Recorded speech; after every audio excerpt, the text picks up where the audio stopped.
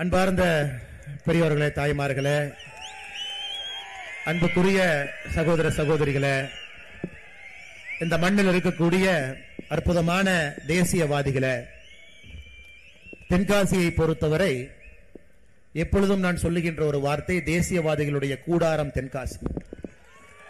இது ஒரு சாதாரணமான ஒரு மண் இல்லைங்க. இந்த மண்ணை பொறுத்தவரை ஒரு சாதாரணமாக மண்ணாக யாரும் பார்க்க முடியாது. இன்னைக்கு நாம் இருக்கக்கூடிய சட்டமன்ற தொகுதி வாசுதேவநல்லூர். புளியங்குடியில் இந்த பொதுக்கூட்டம் நடந்து கொண்டிருக்கிறது, மாநாடு நடந்து கொண்டிருக்கிறது.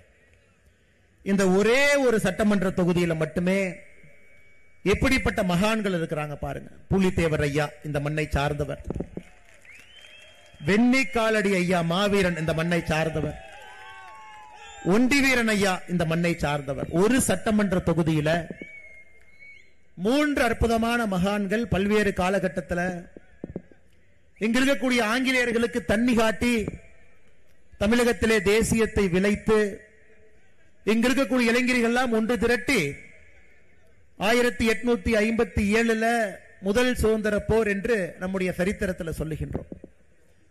அதற்கு சில 100 ஆண்டுகளுக்கு முன்பே இந்த மண்ணில் வீரத்தை விளைத்தவர்கள். தமிழகத்தில் எந்த மண்ணுக்கு எங்கே சென்றாலும் கூட ஒரு சட்டமன்ற தொகுதியில் இந்த 3 மாமனிதர்கள் இருக்கிறாங்க நம்ம சொல்ல முடியாது. கொஞ்சம் அந்த பக்கம் போனீங்கன்னா வாஞ்சிநாதன் ஐயா இருக்கிறாங்க, அதுவும் இந்த மாவட்டத்தை சார்ந்தவங்க. இன்னும் கொஞ்சம் இதே மண்ணில் இன்னும் கொஞ்சம் உற்று நோக்குனீங்கன்னா மகாகவி சுப்பிரமணிய பாரதி ஐயா அவர்கள் இந்த இடத்துல இங்க தங்கி இருந்து சுதந்திர வேள்விக்காக எழுதினாங்க, பேசினாங்க. அவருடைய மண்ணும் கூட தென்காசி. அதற்காகத்தான் இது தேசியவாதிகள் இருக்கக்கூடிய கூடாரம் என்று எப்பொழுதும் மிக பெருமையாக நான் இந்த மண்ணை பற்றி சொல்லுவேன். அப்படிப்பட்ட மக்கள் எல்லாம் ஒன்றாக ஒரே நேரத்தில் நாம் இங்கே நின்று கொண்டிருக்கின்றோம், சந்தித்துக் கொண்டிருக்கின்றோம். அருமை சொந்தங்களே, இந்த அற்புதமான பொதுக்கூட்டத்திற்கு தலைமை தாங்கி கொண்டிருக்கக்கூடிய இந்த மாவட்டத்தினுடைய தலைவர் அருமை சகோதரர் ஆனந்தன் ஐயாசாமி அவர்கள், அவங்களை பத்தி நான் கடைசியா பேசுறேங்க ஐயா, கொஞ்சம் பேசுறேன் கடைசியா பேசுறேன். எல்லோரையும் ஒரு இடத்துல ஒருங்கிணைந்து நம்முடைய பண்ணையார் ஐயா நயினார் நாகேந்திரன் அவர்கள் சொன்னது போல ஒரு பிரம்மாண்டமான ஒரு பொதுக்கூட்டம் ஒரு மாவட்டத்தில் போட்டு நாங்கள் 2026 சட்டப்பேரவை தேர்தலுக்கு தயாராகி விட்டோம். தென்காசியை பொறுத்தவரை 5க்கு 5 தேசிய ஜனநாயக கூட்டணி கொடுப்பதற்கு தயாராகி விட்டோம் என்று சூளுரைக்கக்கூடிய மாநாடாக இது நடந்து கொண்டிருக்கிறது. இந்த பகுதியினுடைய மக்களுடைய அன்பை எல்லாம் பெற்றிருக்கக்கூடிய பாரதிய ஜனதா கட்சியினுடைய சட்டமன்றத்தினுடைய குழு தலைவர், எப்பொழுதும் கூட புன்னகைக்கு சொந்தக்காரராக இருக்கக்கூடிய திருநெல்வேலி சட்டமன்ற தொகுதியினுடைய சட்டப்பேரவை உறுப்பினர் நம்முடைய அன்பு பண்ணையார் அண்ணன் நயினார் நாகேந்திரன் அவர்கள் எனக்கு முன்பு பேசிவிட்டு அமர்ந்திருக்கின்றார். அண்ணன் இப்பவே அப்பா ஐயாவுக்கு சொல்லிட்டாங்க, அண்ணன் நாளைக்கு சட்டமன்றம் கூடுது, நான் சென்னைக்கு வர்றேன், இந்த முறையாவது மக்கள் பிரச்சனையை, திருநெல்வேலி பிரச்சனையை, தென் தமிழகத்தினுடைய பிரச்சனையை நான் பேசும் பொழுது அது மக்கள்கிட்ட உங்களுடைய தொலைக்காட்சி மூலமாக கொண்டு போய் சேர்த்துங்க. உதயநிதி ஸ்டாலினுடைய பட்டனை காட்டுறீங்க, சுவ காட்டுறீங்க, சாக்ஸ காட்டுறீங்க, ஒரு சட்டமன்ற உறுப்பினர் சட்டப்பேரவையில் பேசுகின்றதையும் மக்கள்கிட்ட காட்டுங்க என்கின்ற வார்த்தையை சொல்லி இருக்கிறாங்க. அதே போல இந்த மேடையின் மீது இருக்கக்கூடிய நம்முடைய மாநிலத்தினுடைய பொதுச் செயலாளர், இந்த பகுதியை சார்ந்தவர், நம்ம எல்லாம் ஒருங்கிணைத்து கட்சி வேகமாக வளர்வதற்கு அச்சாரமிட்டுக் கொண்டிருக்கக்கூடிய அருமையண்ணன் பொன் பாலகணபதி அவங்க நம்மளோடு இருக்கிறாங்க. முன்னாள் மாவட்டத்தினுடைய பொதுச் செயலாளராக மேடையின் மீது அமர்ந்திருக்கக்கூடிய அருமை சகோதரர் பாலகுருநாதன் அவர்கள், அருண்செல்வன் அவர்கள், ராமநாதன் அவர்கள், மாவட்ட பொருள் அண்ணன் பாலகிருஷ்ணன் அவர்களுக்கும் என்னுடைய சிறப்பு வணக்கத்தையும் நன்றியும் இந்த நேரத்தில் தெரிவித்துக் கொள்கின்றேன். நம்முடைய ஆற்றல் மிகுந்த மாவட்ட தலைவர்களாக வேறு வேறு பகுதியிலிருந்து மேடைகளை அலங்காரம் செய்து கொண்டிருக்கக்கூடிய அருமையண்ணன் பாண்டரங்கன் அவர்கள், சரவணத்துறை என்கின்ற ராஜா அவர்கள், தமிழ்ச்செல்வன் அவர்கள், முத்து பலவேசன் அவர்கள், அண்ணன் சரவணகிருஷ்ணன் அவர்கள், சித்ராங்கன் அவர்களுக்கு என்னுடைய அன்பு வணக்கத்தையும் நன்றிகளையும் இந்த நேரத்தில் தெரிவித்துக் கொள்கின்றேன். முன்னாள் மாவட்ட தலைவராக இந்த பகுதியில் நமக்காக பாடுபட்டு இன்னும் வேகமாக வேலை செய்து கொண்டிருக்கக்கூடிய அருமை அண்ணன் தீன தயாளன் அவர்களுக்கு என்னுடைய நன்றி கலந்த வாழ்த்துக்களை வணக்கங்களை தெரிவித்துக் கொள்கின்றேன்.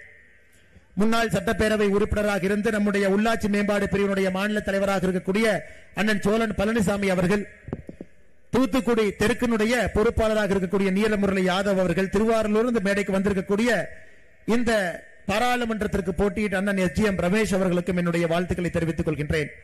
முன்னாள் மாவட்ட தலைவர்கள் அருமை அண்ணன் பாண்டித்துரை அவர்கள், ராமராஜா அவர்களுக்கும் என்னுடைய மரியாதை கலந்த வணக்கத்தை தெரிவித்துக் கொள்கின்றேன்.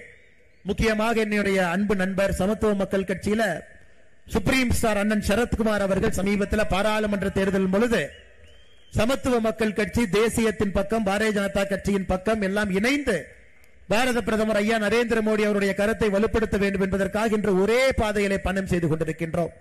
சமத்துவ மக்கள் கட்சியினுடைய மாவட்ட தலைவராக இருந்து இன்று பாரதிய ஜனதா கட்சியினுடைய ராணி வேராக களத்திலே பாடுபட்டுக் கொண்டிருக்கக்கூடிய அருமை அண்ணன் விவேகானந்தன் அவர்களுக்கு என்னுடைய சிறப்பு வணக்கத்தை இந்த நேரத்தில் நான் தெரிவித்துக் கொள்கின்றேன். அருமை சொந்தங்களே, நம்முடைய முன்னாள் மாவட்ட துணைத் தலைவர்கள் மேடையின் மீது அலங்காரம் செய்து கொண்டிருக்கின்றார்கள். அண்ணன் முத்துக்குமார் அவர்கள், அருமை சகோதரி முத்துலட்சுமி அவர்கள், பாலமுருகன் அவர்கள், பால ஸ்ரீனிவாசன் அவர்கள், பால்ராஜ் அவர்கள், அதே போல நம்முடைய மூத்த தலைவர்களாக இருக்கக்கூடிய ராதாகிருஷ்ணன் அவர்கள், சுப்பிரமணியன் அவர்கள், அர்ஜுனன் அவர்கள், புலிக்குட்டி அவர்கள், அருமையக்கா ராஜலட்சுமி அவர்கள், ஜானகி அவர்கள், வர்த்தக பிரிவினுடைய மூத்த தலைவர்களாக கோதை மாரியம்மன் அவர்கள், மகாதேவன் அவர்கள், இளைஞர் அணியினுடைய மாவட்ட தலைவராக இருக்கக்கூடிய முப்பிடாதி அவர்கள், இளைஞர் அணியினுடைய தலைவர் அருமை சகோதரர் விவேக் அவர்கள், இந்த பொதுக்கூட்ட பணிக்குழுவிலே முக்கிய பொறுப்பேற்று இது அற்புதமான ஒரு பொதுக்கூட்டமாக நடப்பதற்கு காரணமாக இருக்கக்கூடிய அருமை சகோதரர் ராம்குமார் அவர்கள், சண்முகராஜ் அவர்கள், தர்மர் அவர்கள், சுமித்ரா அவர்கள், புளியங்குடி என்ற ஒன்றியத்தினுடைய தலைவராக இருந்து மிகச் சிறப்பாக இந்த நிகழ்ச்சி நடப்பதற்கு காரணமாக இருக்கக்கூடிய சண்முக சொந்தம் அவர் எல்லோருக்கும் என்னுடைய நெஞ்சார்ந்த நன்றிகளை, வணக்கத்தை, மேடையின் மீது இருக்கக்கூடிய எல்லா அன்பு தலைவர்களுக்கும் மிக மிக முக்கியமாக இந்த நிகழ்ச்சிக்கு வந்திருக்கக்கூடிய மழை வந்தாலும் வரும், கடந்த 2 நாட்களாக கட்டுக்கடங்காத கனமழை, இன்னைக்கு தென்காசி முழுவதுமே ஆரஞ்சு அலர்ட். ஆனா எப்பொழுதுமே சொல்லுவேன், நல்லவர்கள் எல்லாம் ஒரு இடத்துல ஒன்றாக சேரும் பொழுது வருண பகவான் கொஞ்சம் ஓய்வு எடுத்துக்குவாங்க. இன்னைக்கு நல்லவர்கள் எல்லாம் ஒரே இடத்துல நீங்கள் ஒருங்கிணைந்த காரணத்தினால வருண பகவான் சிறு நேரம் ஓய்வெடுத்து இந்த நிகழ்ச்சி சிறப்பாக நடப்பதற்காக உறுதுணை புரிந்து கொண்டிருக்கின்றார்கள். வருண பகவான் அவர்களுக்கு என்னுடைய நன்றி இந்த நேரத்தில் தெரிவித்துக் கொள்கின்றேன். அருமை சொந்தங்களே, நிறைய நண்பர்கள் இன்னைக்கு கட்சியில் இணைறாங்க. இந்த கூட்டத்தில் பார்த்து நிறைய நண்பர்கள் திராவிட முன்னேற்ற கழகத்தினுடைய கிளை தலைவர் பொறுப்பில் இருந்து 100 பேர் அவங்களுடைய உறுப்பினர் அட்டையை கொடுத்துட்டு மேடையில் இணைஞ்சிருக்கிறாங்க. வேறு வேறு கட்சி, காங்கிரஸில் இருந்து வேறு வேறு கட்சிகள் இருந்து எல்லோரும் இணைஞ்சிருக்கிறாங்க.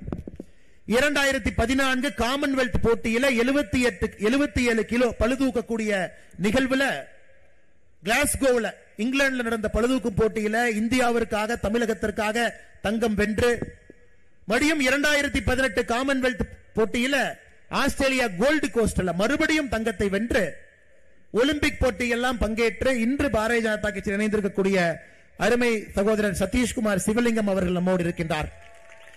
இன்னைக்கு எந்த பக்கம் பாரதிய ஜனதா கட்சி சென்று கொண்டிருக்கிறது, நாட்டிற்காக போராடியவர்கள், விளையாடியவர்கள் எல்லோரும் இன்னைக்கு பாரதிய ஜனதா கட்சியின் பக்கம். காரணம், அவர்களுக்கு தெரியும் 2026 சட்டப்பேரவை தேர்தல் என்பது 3 விஷயத்தை காப்பாற்றுவதற்காக 2026 சட்டப்பேரவை தேர்தல். நாட்டை காப்பாற்ற வேண்டும், தமிழகத்தை காப்பாற்ற வேண்டும், உங்களுடைய வீட்டை காப்பாற்ற வேண்டும். இந்த 3க்கும் ஒரே ஒரு தேர்தல் 2026 சட்டப்பேரவை தேர்தல். ஏன்னா அதனாலதான் தீய சக்தி அப்படிங்கிற வார்த்தை இங்க போட்டிருக்கிறோம். தீய சக்திகளுடைய கூடாரமாக திராவிட முன்னேற்ற கழகம் மாறி இருக்கிறது. அந்த தீய சக்திகளை வேறறுக்க வேண்டிய நேரம் வந்து விட்டது. வீட்டுக்குள்ளே பிரச்சனை ஆரம்பித்து நாடு வரைக்கும் பிரச்சனை ஆரம்பிச்சிருக்கிறாங்க. வீட்டுக்குள்ள நிம்மதி இருக்கான்னு கேட்டா நிம்மதி கிடையாது. ஒரு பள்ளிக்கூடத்திற்கு, கல்லூரிக்கு செல்லக்கூடிய குழந்தைகள் பெற்றெடுக்கக்கூடிய பெற்றோர்களுக்கு தெரியும். நல்ல குழந்தைகளை கூட திராவிட முன்னேற்ற கழகத்தினுடைய ஆட்சியில சந்தேகப்படுறோம். நம்ம குழந்தை பைக்குள்ள கஞ்சா போட்டு இருக்குமா? நம்ம குழந்தையினுடைய நண்பர்கள் யார்? தமிழ்நாடு முழுவதுமே கஞ்சா புழக்கம் அதிகமாகி விட்டதாக சொல்றாங்களேன்னு நம்ம பெத்த பிள்ளையே சந்தேகப்படும் அளவுக்கு திராவிட முன்னேற்ற கழகத்தினுடைய ஆட்சி இந்த 4 ஆண்டு காலமாக இருக்கிறது. அருமை சொந்தங்களே, வீட்டுக்குள்ள பிரச்சனை. வீட்டுல பெண் குழந்தைகள் நம்ம கிட்ட இருந்தா பத்திரமாக வெளியே சென்று விட்டு பத்திரமாக வீட்டுக்கு வருவாங்களா? மனசுக்குள்ள ஒரு சின்ன பதபதைப்பு இருக்கு. நம்முடைய குழந்தை சும்மா இருந்தா நாமளே செல்போனை கூப்பிட்டு கேட்கிற, கண்ணு நல்லா இருக்கிறியா, எங்கம்மா இருக்கிற? அந்த பாப்பா கேட்குது, ஏன் பார்த்து அடிக்கடி போன் பண்ணிட்டு இருக்கிற, பஸ் ஸ்டாண்ட்ல தான் நின்று இருக்கிற, வீட்டுக்கு வந்துருவேன் சும்மா இரு. அந்த அளவுக்கு நம்முடைய குழந்தைகளுடைய உயிரின் மீது நமக்கு ஒரு அச்சம் இருக்கிறது. வீட்டுக்குள்ள இருக்கக்கூடிய பிரச்சனை, தமிழ்நாட்டில் இருக்கக்கூடிய பிரச்சனை உங்களுக்கு தெரியும். எங்கே திரும்பினாலும் கூட லஞ்ச லாவண்யம், எங்கே திரும்பினாலும். இன்னைக்கு திராவிட முன்னேற்ற கழக அரசை பொறுத்தவரை லஞ்சம் வாங்குவதை பெருமையாக ஒரு அரசு கருதுகிறது. பெருமையா நினைக்கிறார். லஞ்சம் வாங்கி ஒரு அமைச்சர் அன்னைக்கு ஜெயிலுக்கு போயிட்டு மறுபடியும் அமைச்சராக வந்தா காந்தியவாதியாக தன்னை நினைத்துக் கொள்கின்றார். சாராய அமைச்சர் இருந்து ஜெயிலுக்கு போயிட்டு வந்தா ஒரு பட்டம் நினைச்சுக்கிறான். பொன்முடியை போன்ற அமைச்சர்கள் அளவுக்கு அதிகமாக சொத்து சேர்த்து நீதிமன்றமே இல்லை, அவர் எம்எல்ஏவாக இருப்பதற்கு தகுதி இல்லைன்னா உச்ச நீதிமன்றத்திற்கு போய் அதற்கு ஒரு இடைக்கால தடை வாங்கி கொண்டு வந்திருக்கின்றார்கள். தன்னை ஒரு காந்தியவாதிகளாக நினைச்சுக்கிறாங்க. பாரு, கர்ம வீரர் காமராஜரை இழந்த பொழுது நேர்மைனா ஒரு இலக்கணம் இருந்துச்சுங்க ஐயா. நேர்மைனா இலக்கணம் இருந்தது. இன்னைக்கு அநியாயம் பண்றவனுக்கு மரியாதை இந்த நாட்டில். தவறாக சொத்து சேர்ப்பவனுக்கு ஒரு மரியாதை. லஞ்ச லாவண்யத்தில் பெருத்து போய் யாரு கிடக்கிறாங்களோ பெருமையாக நெஞ்சை நிமிர்த்தி வீதியில் நடந்து கொண்டு வருகின்றான். திராவிட முன்னேற்ற கழகத்தினுடைய யாரெல்லாம் மக்கள் பொறுப்பில் இருக்கக்கூடிய ஒருவரும் ஒத்துப்பாரு. இலவச வேட்டி சேலையில ஊழல், நீங்க பாருங்க. டாஸ்மார்க்ல ஊழல், அதை பத்தி நான் பேசுறேங்க ஐயா. எல்லா இடத்திலும் கூட இவங்க ஊழல் கரைப்படியாத ஒரு இடம் இன்னைக்கு தமிழ்நாட்டில் இல்ல. லஞ்ச லாவண்யம் என்பது இன்னைக்கு மக்களை ஏற்றுக்கொண்டு விட்டார்கள் என்று திமுக காரன் மார்த்தட்டான். மக்களே அதை பத்தி பேசல. பாஜக காரனுக்கு வேற வேலை இல்லையா? நீ எதுக்கியா லஞ்சத்தை பத்தி பேசிட்டு இருக்கேன்? இது ஒரு பக்கம். அடுத்து நாட்டுக்கு கேடு. நாட்டை பொறுத்தவரை அருமை சொந்தங்கள், இன்னைக்கு இந்தியா முழுவதும் தமிழகத்தை உத்து பார்க்கிறாங்க. ஒரு பக்கம் பாரத பிரதமர் நரேந்திர மோடி அவர்கள் எங்க போனாலும், நேத்து மொரீஷியஸ்ல இருந்தாருங்க ஐயா. மொரீஷியஸ் நாட்டினுடைய அதிபருக்கு தமிழகத்தில் செய்யப்பட்ட விநாயகர் சிலையை பாரத பிரதமர் நரேந்திர மோடி அவங்க கொடுக்கிறாங்க. எங்க போனாலும் தமிழ்நாட்டில இருந்து ஒரு பொருளை கொடுக்க முடியுமா? சமீபத்தில் பில்கேட்ஸ் அவங்க வந்த பொழுது இங்கிருந்து அங்க ஐயா பொய்க்கால் குதிரை ஒன்று வாங்கிட்டு போய் கொடுத்தார். எங்கே சென்றாலும் கூட தமிழ் மொழியினுடைய அருமையும் பெருமையும் பேசிக்கிட்டு இருக்கிறாங்க. எங்கே சென்றாலும். ஏன் இப்பதான் காசி தமிழ் சங்கமம், 3வது காசி தமிழ் சங்கமம் நடந்து முடிந்திருக்கிறது. அதற்கு அவங்க வச்ச பேரே வட இந்தியாவையும் தென்னிந்தியாவையும் இணைக்கக்கூடிய அகஸ்தியர் மாமுனி பேர்ல தான் காசி தமிழ் சங்கமம் நடந்துச்சுங்க ஐயா. தென்காசிக்கான பெருமை இது இப்பதான் நடந்து முடிச்சது. உலகத்தினுடைய மூத்த மொழி, பழைய மொழி, பாரம்பரியமிக்க மொழி என்று நம்முடைய தமிழ் மொழியை சொல்றாங்க. எங்கே சென்றாலும் கூட பாரத பிரதமர் நரேந்திர மோடி அவர்களை பொறுத்தவரை நம்முடைய தமிழ் மொழிக்கும் நம்முடைய கலாச்சாரத்திற்கும் பாரம்பரியத்திற்கும் பெருமை சேர்க்க முடியுமான்னு பார்க்கிறாங்க. அப்படிப்பட்ட இந்திய மக்கள் தமிழ்நாட்டை உத்து பார்க்கிறாங்க. என்ன இந்த ஊர்ல மட்டும் ஒருத்தர் இறந்ததுக்கு அப்புறம் பையன் முதலமைச்சர், பையன் இருக்கும் பொழுது இன்னொருத்தர் துணை முதலமைச்சர், அப்ப இருக்கக்கூடிய சின்ன பையன் ஒருத்தன் ஜல்லிக்கட்டுல கலெக்டர் தள்ளி விட்டுட்டு அவனு முன்னாடி உட்கார்றான். என்னங்க ஐயா அநியாயம்? இந்தியால எங்கேயுமே அநியாயம் இல்ல. எங்களை எல்லாம் படிக்காதவங்க பீகாரை பார்த்து ஜார்க்கண்டை பார்த்து சொல்றீங்களே, எங்களுடைய மாநிலத்தில் இந்த அநியாயம் இல்லை என்று ஜார்க்கண்ட் பீகார் மக்கள் சொல்றாங்க.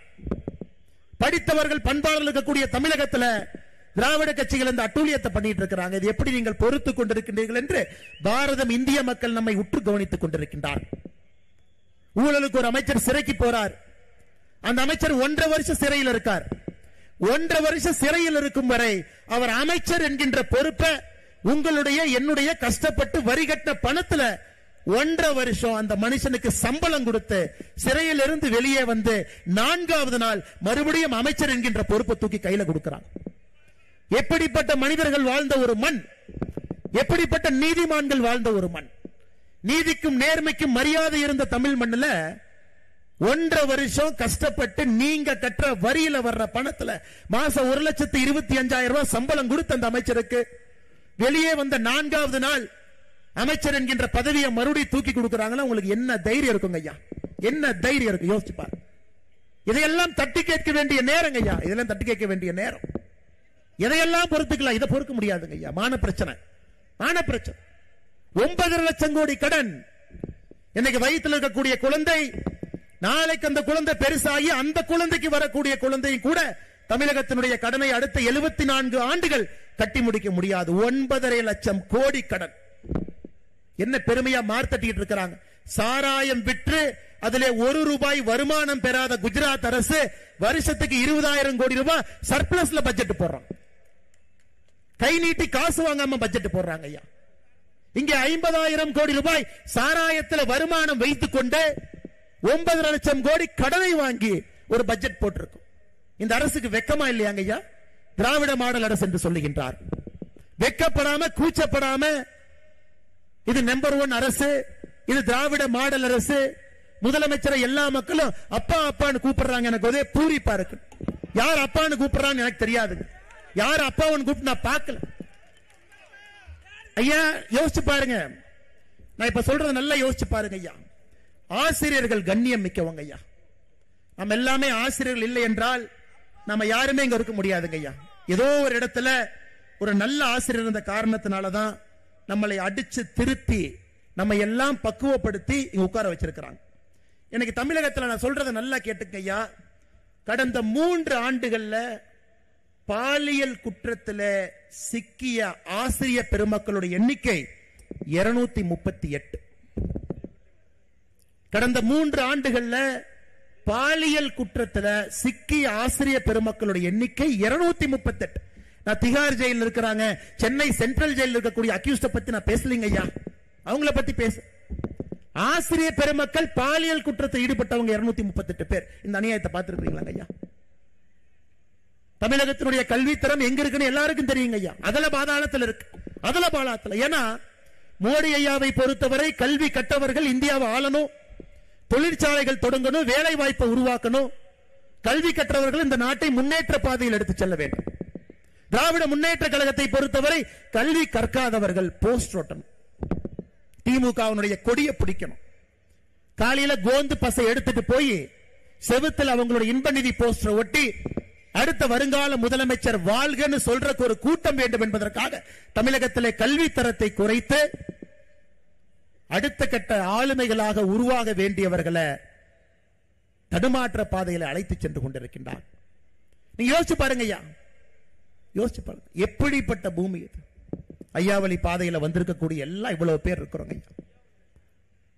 எல்லோருமே ஐயா உண்டு, ஐயா உண்டு, ஐயா உண்டு பெருமையா சொல்றோங்க ஐயா. அகஸ்திய மாமுனி இந்த மண்ணுல ஃபுல்லா நடந்திருக்காருங்க ஐயா. பொதிகை மலையிலிருந்து முழுசா நடந்திருக்கார். இந்த மாநிலத்தில் 50,000 கோடி ரூபாய் வருமானம் சாராயம் மூலமாக 50,000 கோடி ரூபாய் வருமானம். அதை வச்சுதான் நம்ம பட்ஜெட் போடுறோம்னா எப்படிங்க ஏத்துக்க முடியும்? எப்படிங்க ஏத்துக்க முடியும்?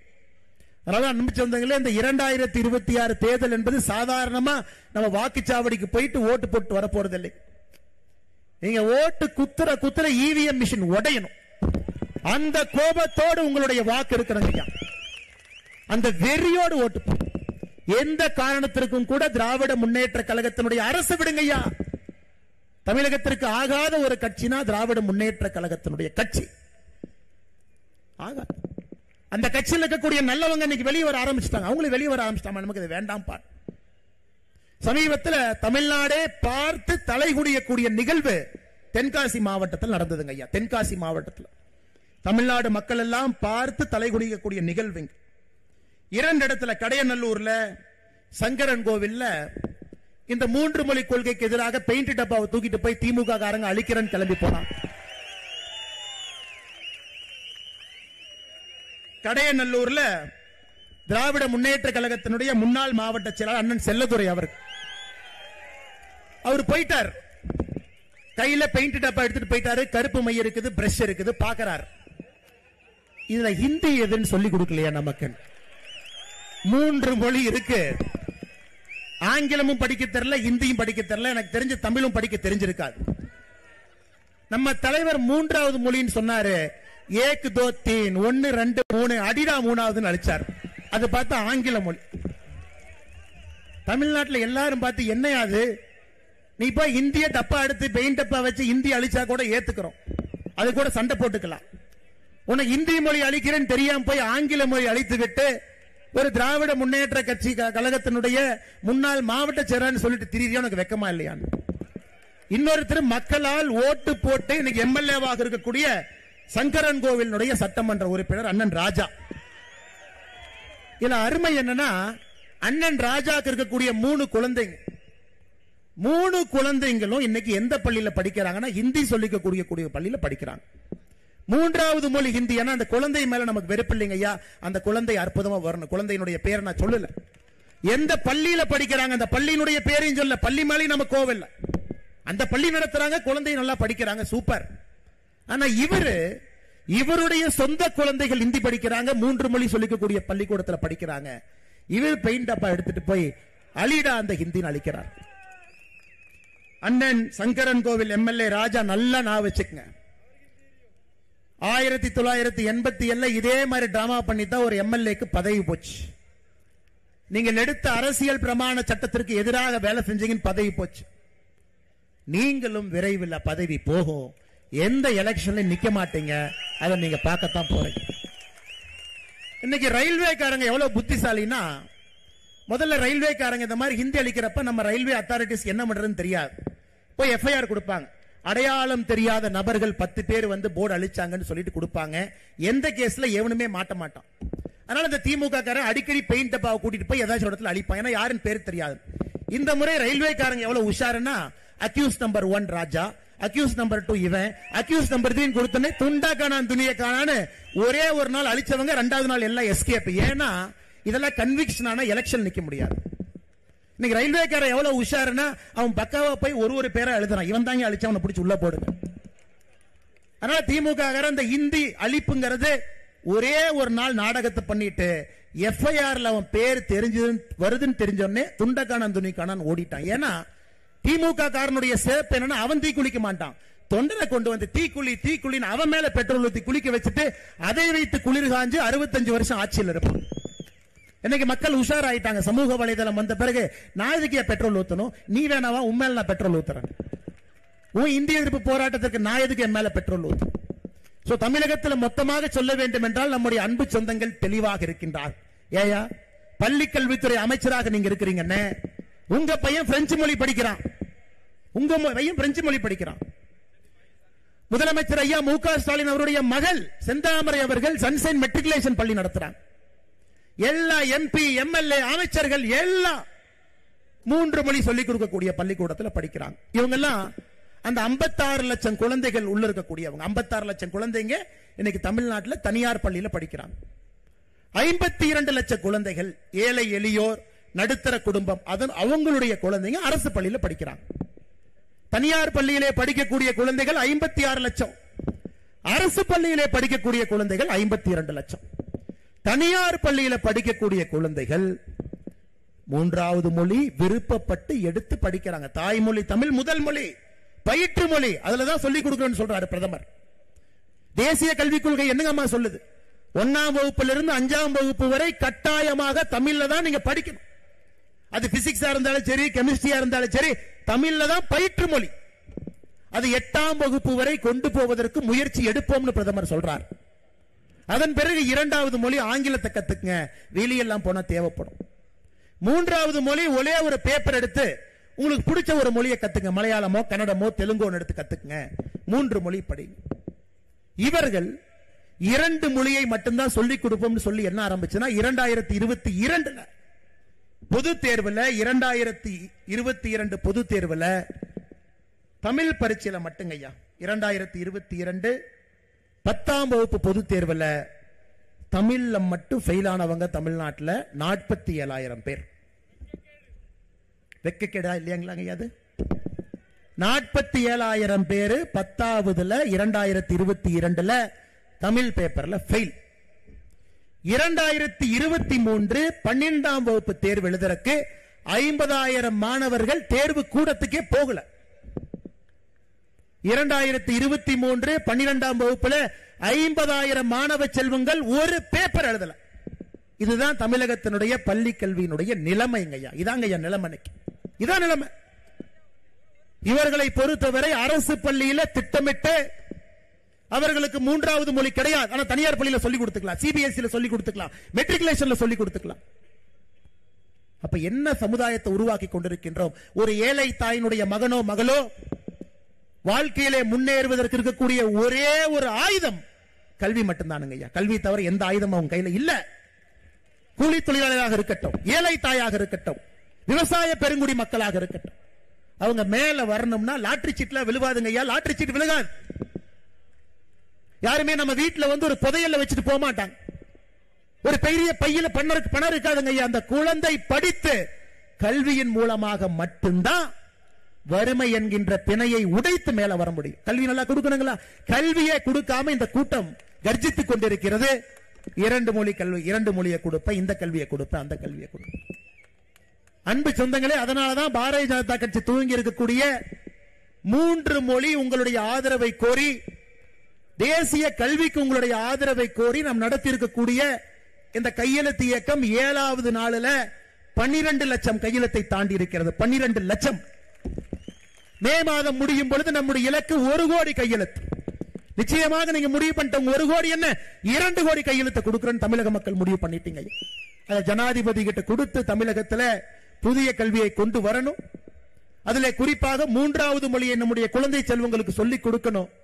தமிழ்நாட்டிலும் கோலோச்சனோ, இந்தியாவிலும் கோலோச்சனோ, உலகத்திலையும் கோலோச்ச வேண்டும் என்றால் அவர்களுக்கு மொழிகளுடைய கற்றல் அறிவு திறன் வேண்டும் என்பதற்காக பாரதிய ஜனதா கட்சி போராடி கொண்டிருக்கின்றோம்.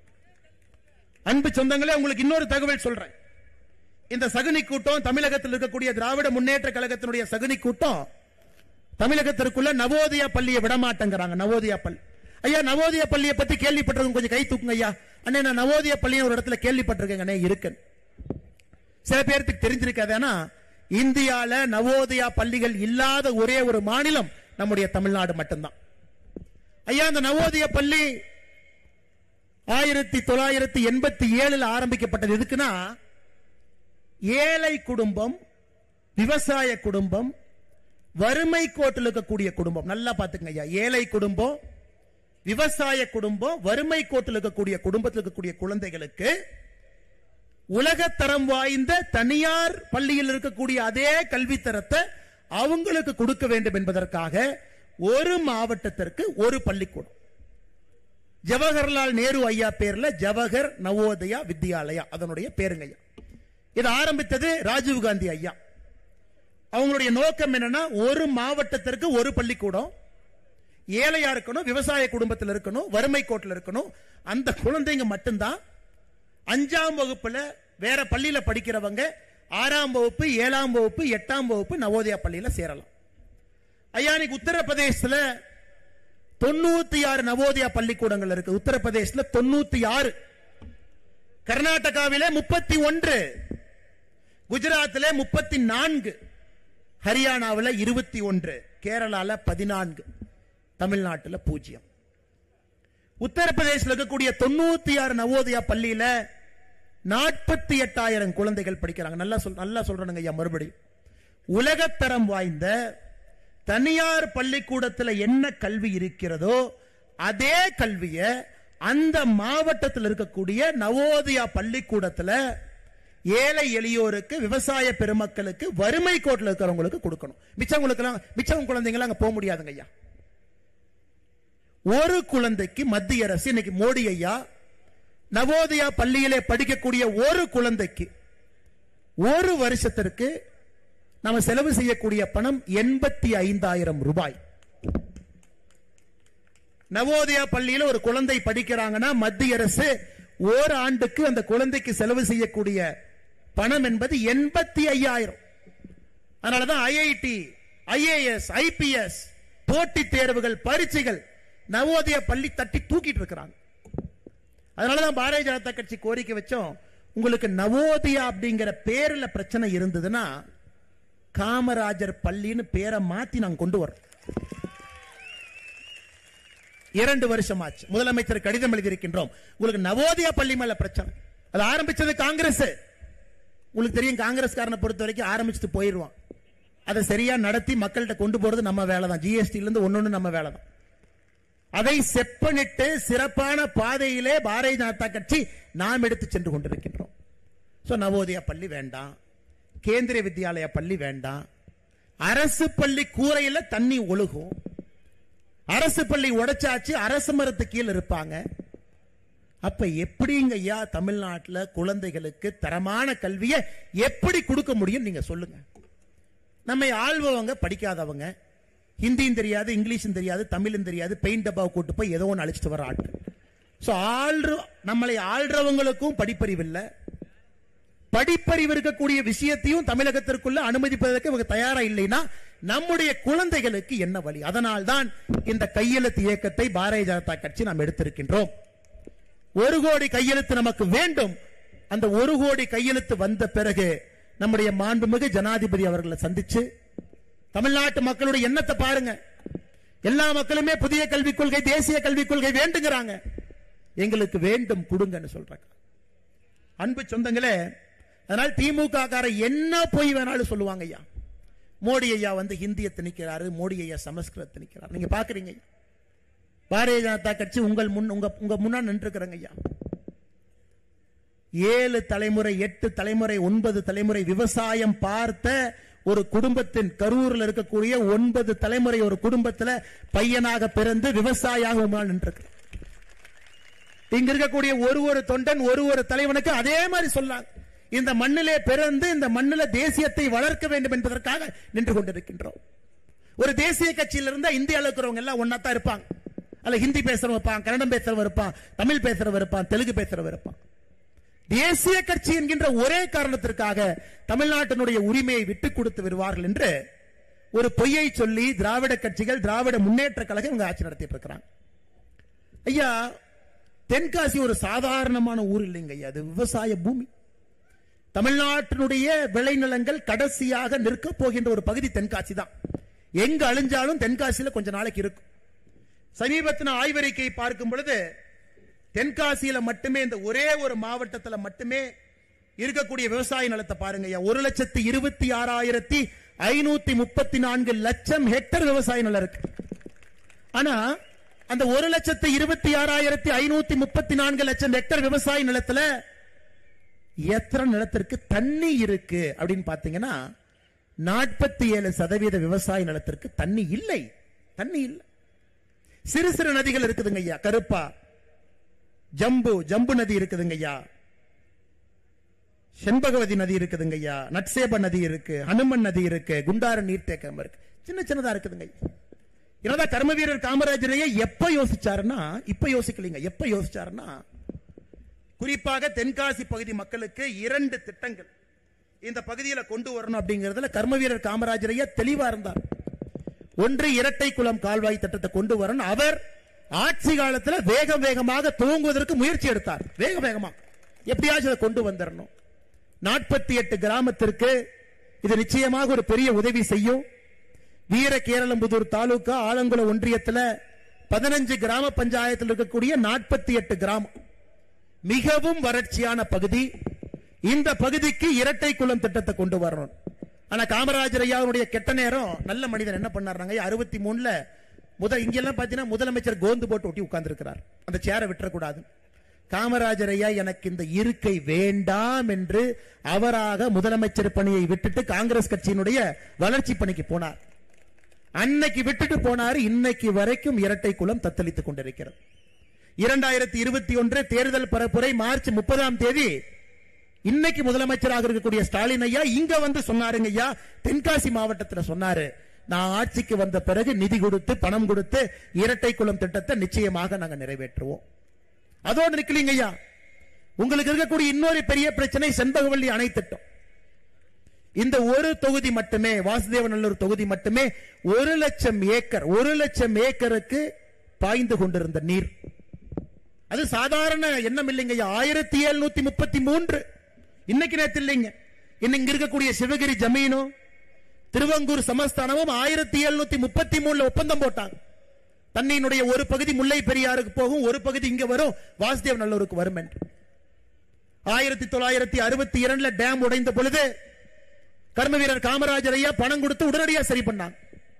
1982 மறுபடியும் அது பிரச்சனையான பொழுது புரட்சி தலைவர் எம்ஜிஆர் ஐயா பணத்தை அனுப்பிட்டாரு கேரளாக்கு. இங்க பாருங்க, எங்களுடைய பங்கு இது வச்சுக்கங்க, வேகமா ரிப்பேர் பண்ணுங்க.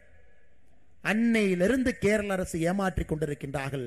அது பெரியார் வனப்பகுதியில் இருக்கு, உள்ள போக முடியாது, புலி சாப்பிட்டு கரடி சாப்பிட்டு. இன்னைக்கு நம்முடைய மாண்புமிகு தமிழகத்தினுடைய முதலமைச்சர் அவர்கள் திமுகவினுடைய தேர்தல் வாக்குறுதி 84வது தேர்தல் வாக்குறுதி சொல்றாங்க, செண்பகவல்லி அணையை சரி செய்து இங்கே தண்ணி கொண்டு வருவதற்கு நடவடிக்கை எடுப்போம். டாஸ்மார்க்ல சாராய வர்றதுக்கு நடவடிக்கை எடுத்திருக்கிறாங்களோ தவிர செண்பகவல்லி அணையில தண்ணி வருவதற்கு நடவடிக்கை எடுக்கலைங்க. இது மட்டும் இல்ல, இன்னைக்கு நம்முடைய முதலமைச்சர் எத்தனை முறை கேரளா போயிருக்கார். ஐயா மு க ஸ்டாலின் அவர்கள் தமிழகத்தினுடைய முதலமைச்சரான பிறகு கேரளாவுக்கு எத்தனை முறை போயிருக்காருன்னா 5 முறை போயிருக்கிறாருங்க. 5 முறை. 2022 ஏப்ரல் மாசம் கேரளாவிலே மார்க்சிஸ்ட் கம்யூனிஸ்ட் கட்சியினுடைய மாநாடு. 2022 செப்டம்பர் மாசம் கேரள மாநிலத்தில் நடந்த மத்திய அரசின் தென் மாநில கவுன்சில் கூட்டம். 2022 அக்டோபர் மாசம் இந்திய கம்யூனிஸ்ட் கட்சியினுடைய மாநாடு. 2023 ஏப்ரல் மாசம் வைக்கம் போராட்ட நூற்றாண்டு விழா. 2024 டிசம்பர் மாசம் வைக்கம் போராட்ட நூற்றாண்டினுடைய நிறைவு விழா. 5 முறை போன முதலமைச்சர் வாயை திறந்து செண்பகவல்லி அணைன்னு கூட சொல்லுங்க.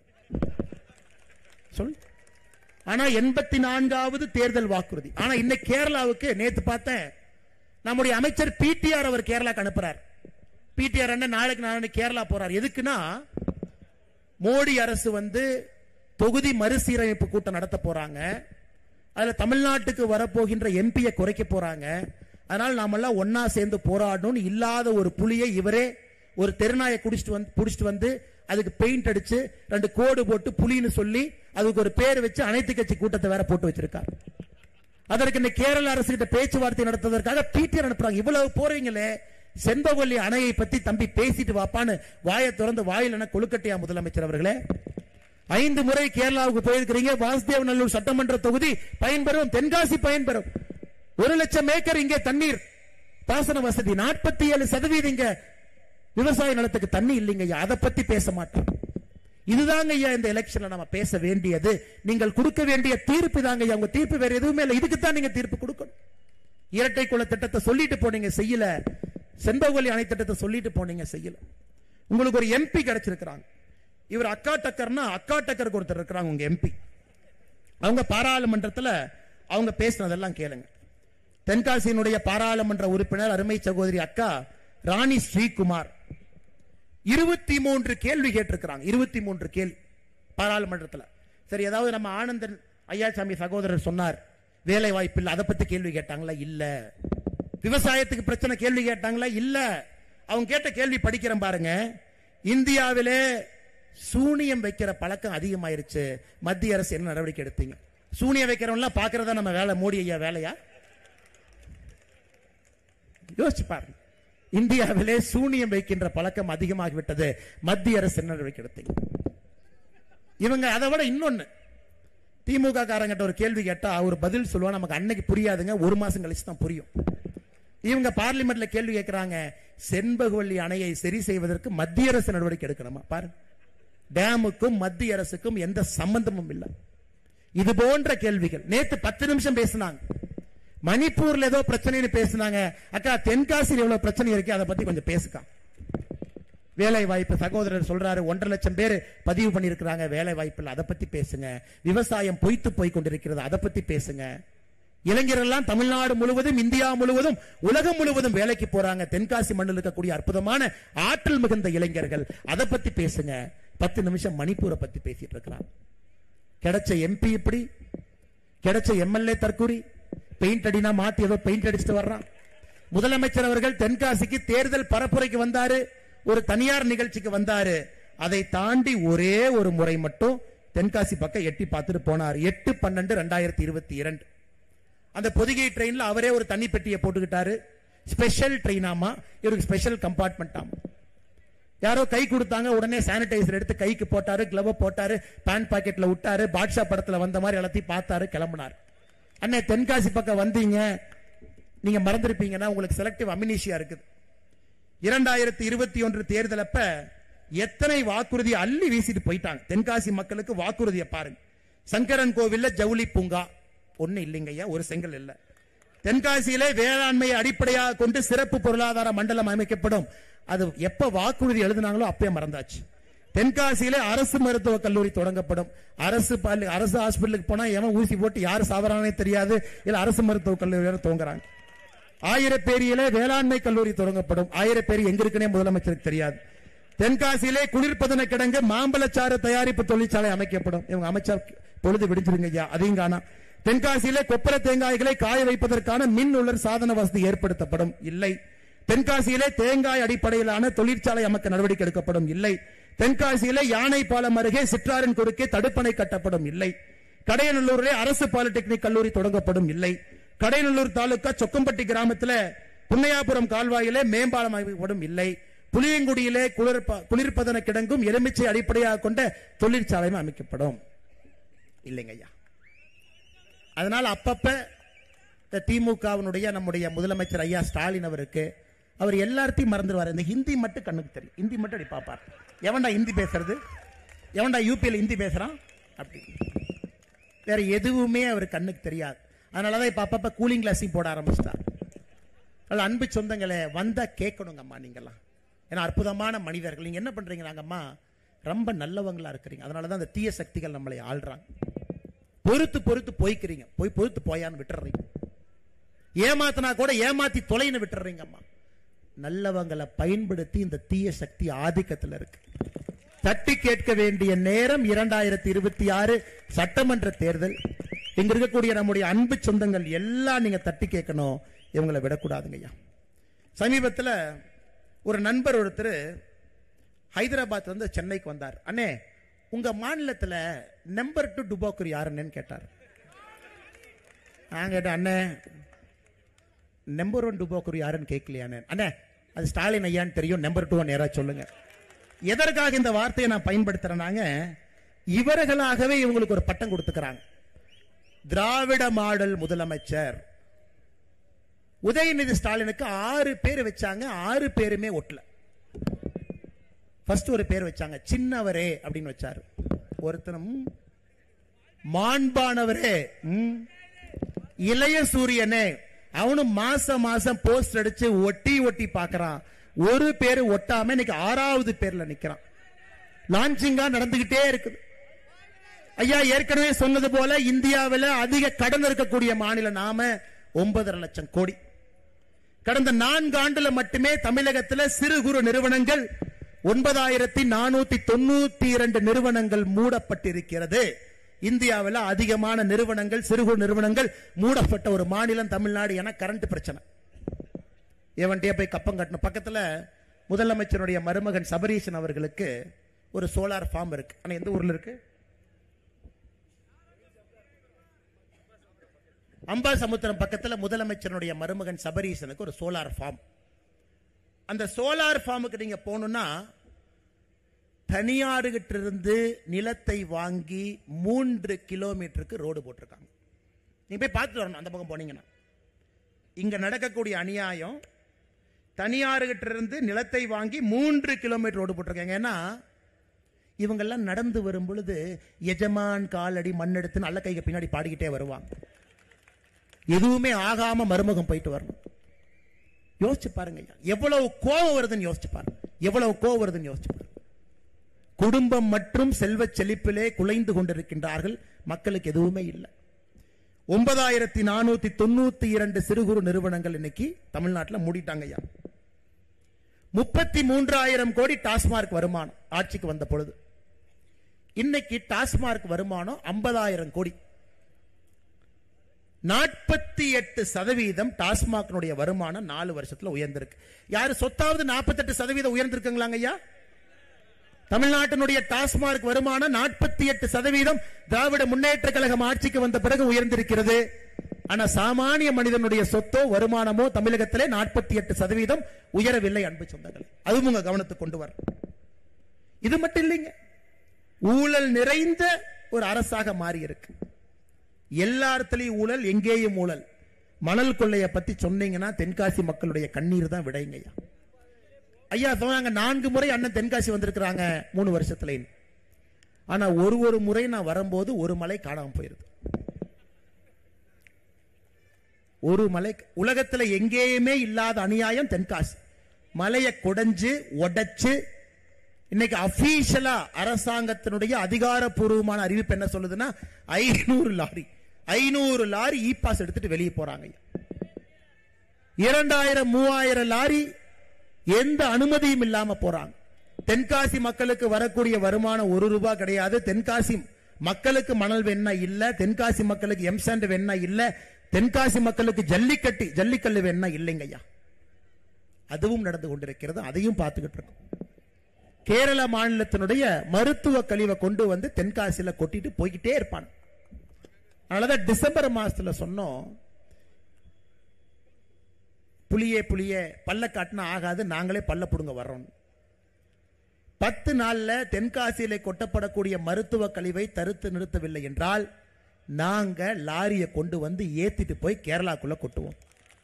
உடனே அதுவரை தூங்கிட்டு இருந்த எல்லாரும் எந்திரிச்சாங்க. ஜனவரி 6ஆம் தேதி வரை கெடு கொடுத்தோம். ஜனவரி 6ஆம் தேதிக்குள்ள செய்யலினா நாங்களே வருவோம். அது வரைக்கும் தூங்கிட்டு இருந்தவங்க எந்திரிச்சு 10 நாள் ஏதோ போட்டுக்கிட்டு டிராமா பண்ணி வச்சிருக்காங்க. இன்னும் முழுமையா சமாதானம் இல்ல. அரசு வேலையை செய்யறத பார்த்துக்கிட்டு இருக்கோம், வேலை வாங்க வேண்டும் என்று நினைத்துக் கொண்டிருக்கின்றோம். மருத்துவ கழிவு, இந்த பகுதியினுடைய கனிம வள கொள்ளை, எங்கேயும் இல்லாத அநியாயம் தென்காசிக்கு நடந்து கொண்டிருக்கிறது. அன்பு சொந்தங்களே, இதையெல்லாம் பேச வேண்டிய நேரம் நமக்கு வந்துருச்சு. அதனால தென்காசி மக்கள் நீங்க தைரியமாக கேள்வி கேட்க வேண்டிய நேரம் 2026 சட்டமன்ற தேர்தலின் பொழுது. ஏன்னா நமக்கு இருக்கக்கூடிய ஒரே ஒரு ஆயுதம் ஐயா வாக்குச்சீட்டு. நம்ம போடக்கூடிய ஒரே ஒரு ஓட்டு.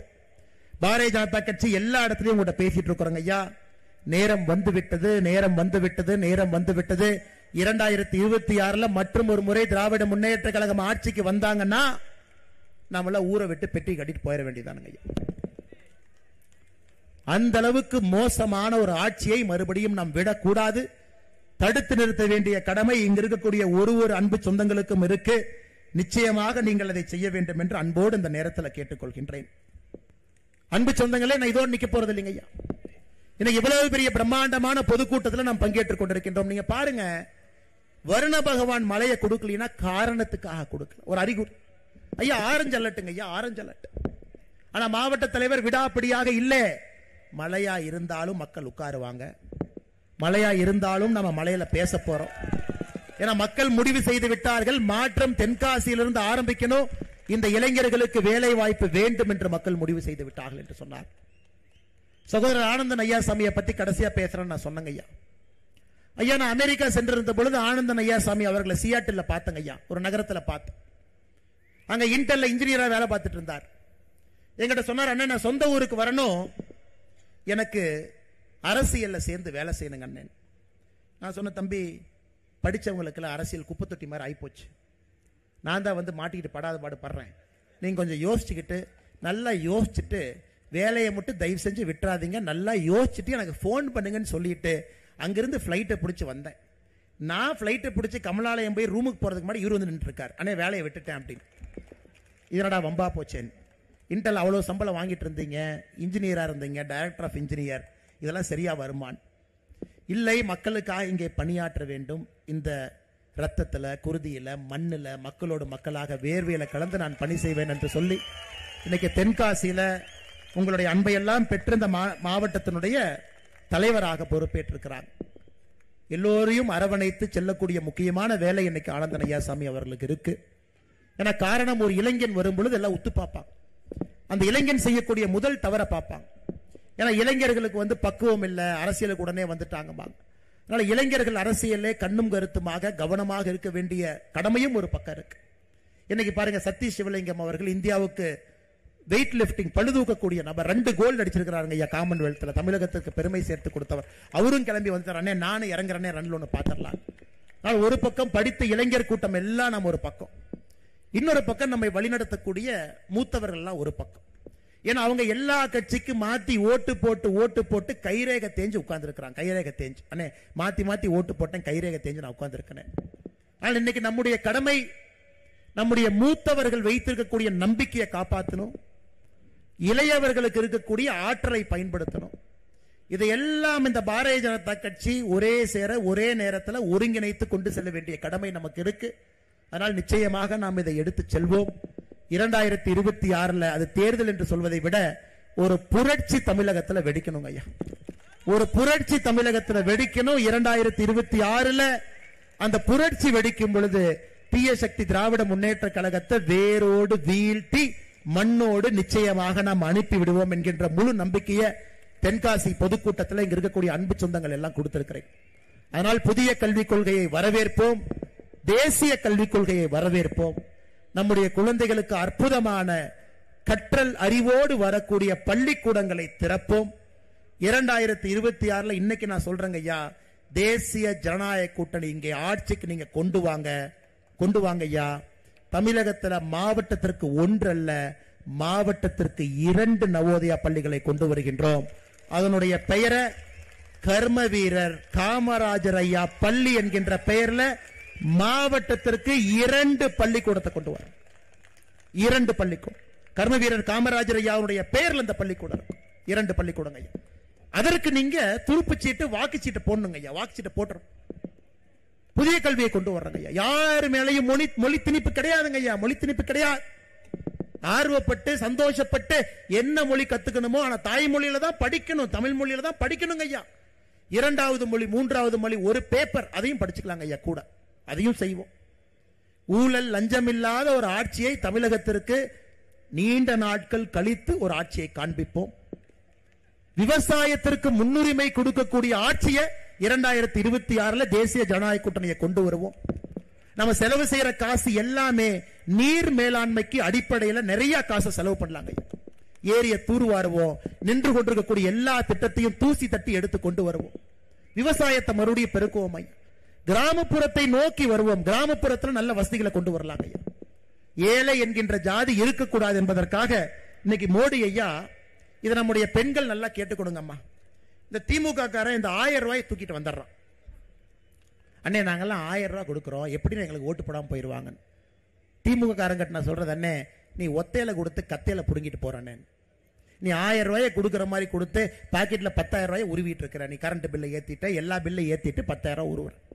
இன்னைக்கு பாரதிய ஜனதா கட்சி ஆளக்கூடிய மாநிலம், சகோதரிகள் தாய்மார்கள் நல்லா கேட்டுங்கம்மா, தயவு செஞ்சு உங்களுடைய பாதத்தை தொட்டு வணங்கி இதை நான் சொல்றேங்க.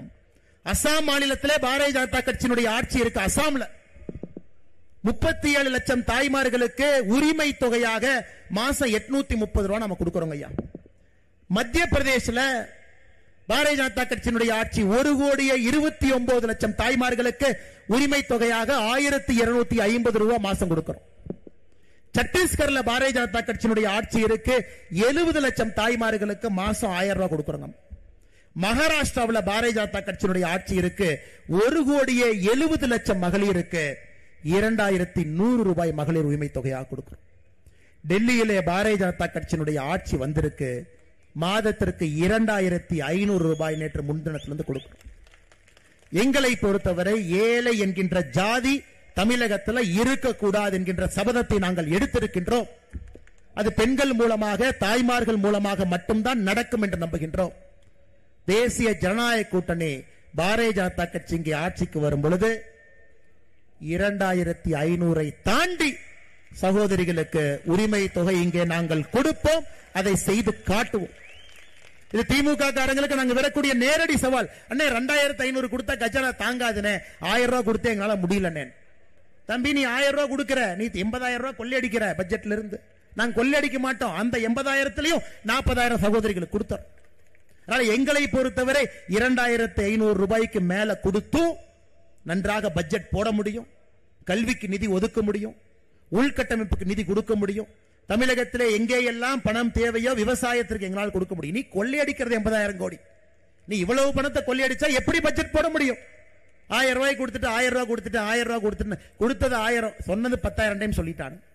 அது அன்பு சொந்தங்களே, பாரதிய ஜனதா கட்சி இன்னைக்கு 5 மாநிலத்தில் உரிமை தொகையை கொடுத்து கொண்டிருக்கின்றோம். இதை நான் சொல்லிங்க, மோடி ஐயாவுடைய கேரண்டி, பாரத பிரதமர் நரேந்திர மோடி ஐயாவுடைய கேரண்டி.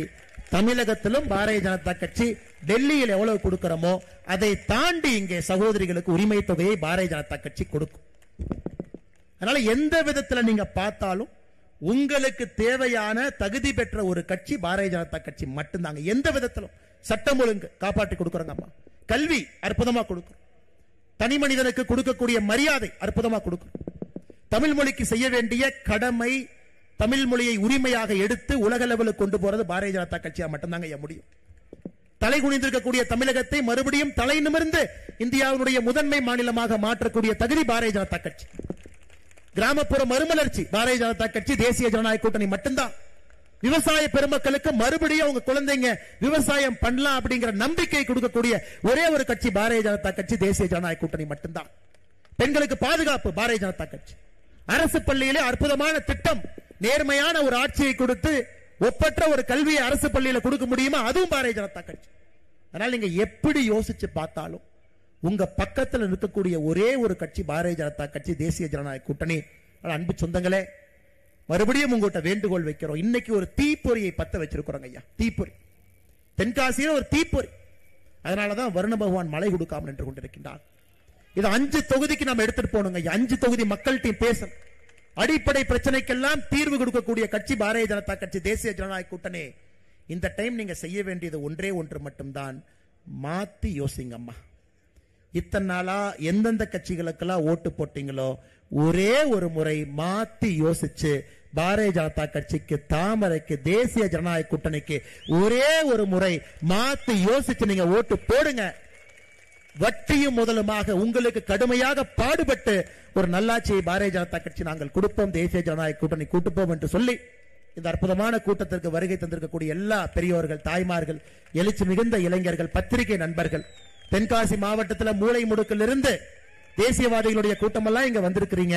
நிச்சயமாக உங்களுடைய நம்பிக்கையை காப்பாற்றி பாரதிய ஜனதா கட்சி தமிழகத்தை அடுத்த இடத்திற்கு எடுத்து செல்லும் என்று சொல்லி உறுதி வார்த்தை கொடுத்து உங்களுடைய பாதங்களுக்கெல்லாம் நன்றி சொல்லி தொட்டு வணங்கி என்னுடைய நன்றியை தெரிவித்துக் கொள்கின்றேன். நன்றி, வணக்கம். பாரத் மாதா கி, பாரத் மாதா கி, பாரத் மாதா கி.